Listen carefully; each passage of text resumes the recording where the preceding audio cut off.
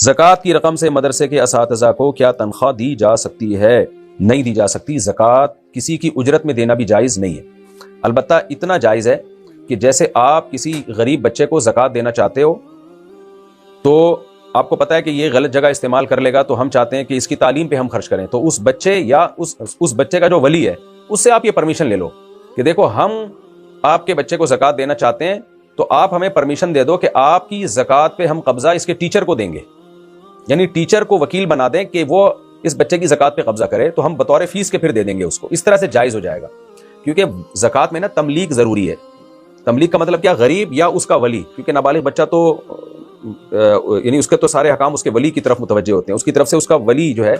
وہ زکوٰۃ پہ قبضہ کرے گا، تو اب وہ خود کر لے یا کسی کو نمائندہ بنا لے۔ جیسے میں جمشید کو کوئی زکوٰۃ دینا چاہتا ہوں تو میں کہتا ہوں یار تو اپنا کوئی بندہ بھیج دے تو میں اس کو دے دوں گا، تو جمشید کہا ٹھیک ہے میری طرف سے ستار بھائی آ رہے ہیں ان کو پکڑا دو آپ، تو یہ زکوٰۃ ادا ہو جائے گی، کیونکہ وکیل کو دینا موکل ہی کو دینا ہے۔ تو ایسے ہی ٹیچر کو بھی دی جا سکتی ہے کہ آپ کہیں بھائی ہم آپ کو زکوٰۃ دینا چاہتے ہیں لیکن آپ کے ہاتھ میں دینے کے بجائے آپ کے ٹیچر کو ہم دے دیں گے، تو وہ پرمیشن دے دے بچے کا متولی کہ ٹھیک ہے اس کے ٹیچر کو دے دو، کیونکہ ہم نے بھی لے کے ٹیچر ہی کو دینی ہے تو تم ڈائریکٹ ٹیچر کو دے دو، تو پھر زکوٰۃ ادا ہو جائے گی۔ تو بعض مدارس میں یہی تدبیر اختیار کی جاتی ہے کہ جو زکوٰۃ کے مستحق طلبہ ہیں ان سے اجازت لی جاتی ہے کہ جو زکوٰۃ کی رقمیں آئیں گی آپ ہمیں پرمیشن دیں کہ ہم آپ کی طرف سے آپ کی فیس کی مد میں آپ کے ٹیچروں کو ہم دیں گے، تو وہ طلبہ اجازت دے دیتے ہیں کہ ٹھیک ہے جی وہ ہم پہ ہی خرچ ہو رہا ہے، یعنی کیونکہ وہ ہماری طرف سے وہ ٹیچر وکیل بن کے اس پہ قبضہ کریں گے، تو اس طرح سے پھر ادا ہو جائے گی۔